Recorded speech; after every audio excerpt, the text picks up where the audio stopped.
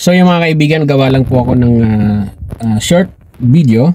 Gusto ko lang sagutin ang katanungan ni Sir David Sebastian. Ayan, nag-comment siya sa ating Facebook page. Ang tanong niya po ay, Boss, pwede po magtanong, may masama effect po kaya sa sasakyan kapag lagi kang nakadiin sa clutch mo? Please respect po, TY. So yun po yung tanong ni Sir David Sebastian. Alright, so ganito po mga kaibigan, Sir David, no? Pati na rin po sa mga viewers natin, sa mga followers natin, sa mga new drivers, sa mga beginner. So yes, may masama pong effect yan, nakaka-apekto po yan, lalong-lalo na kung lagi po tayong nakatapak or nakadiin sa ating clutch. Kasi po, ang clutch po kasi mga kaibigan, katulad naman ng mga nabanggit ko nung mga nakaraan kong mga video, ang clutch po ay may sadyang gamit lang yan kung kailan natin siya ipe-press or tatapakan. So gamit lang po sa pag-press. Pagkatapos, kailangan na siyang bitawan. So usually, ginagamit lang ang clutch pedal. Kailangan natin i-press sa tuwing magpapalit ng gear. Mag-change ng gear. Kahit anong gear, basta magpapalit ka ng gear or magkakambyo ka, kailangan mong i-press yung clutch. So yan ang gamit niya.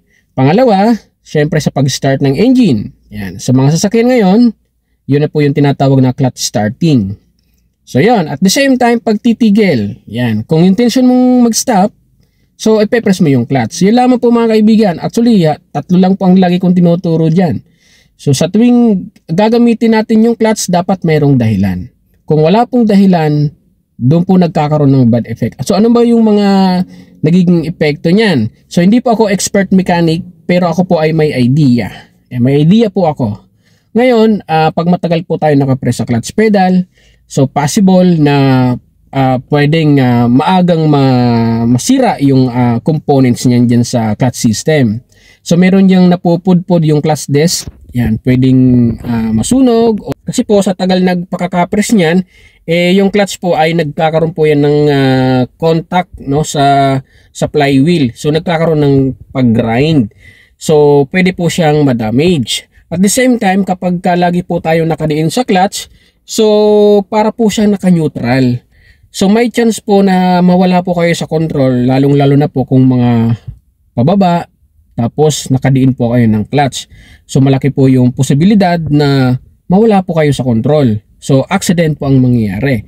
So yan po yung mga posibleng mangyayari dyan kapag po lagi po tayo nakadiin sa clutch, lalong-lalo na kung wala po naman dahilan.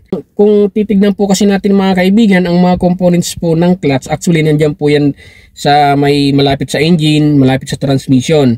Dito sa loob ng kotse natin, pedal lang po ng clutch ang nandito. Yung pedal po ng clutch hindi po siya masisira kasi pedal lang po siya.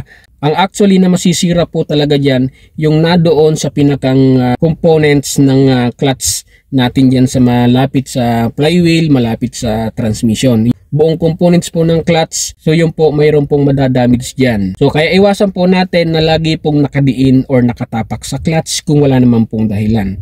Tandaan po natin, ipe-press lamang po natin ang clutch kung tayo ay mag-shift ng gear, mag-stop o di kaya na may magpapa-start ng engine. Pagkatapos po niyan, kailangan po natin bitawan ang clutch. Right after na magamit mo ang clutch or ma-press mo siya at nagawa mo yung intention mong gawin, kailangan pong bitawan po ang clutch. So yan po ang inyong tatandaan. Huwag po nating gawin na pahingahan or footrest ang clutch pedal dahil meron pong madadamage dyan.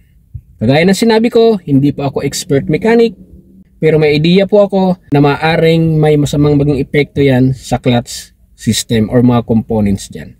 So yun lang mga kaibigan, drive safe at bye-bye!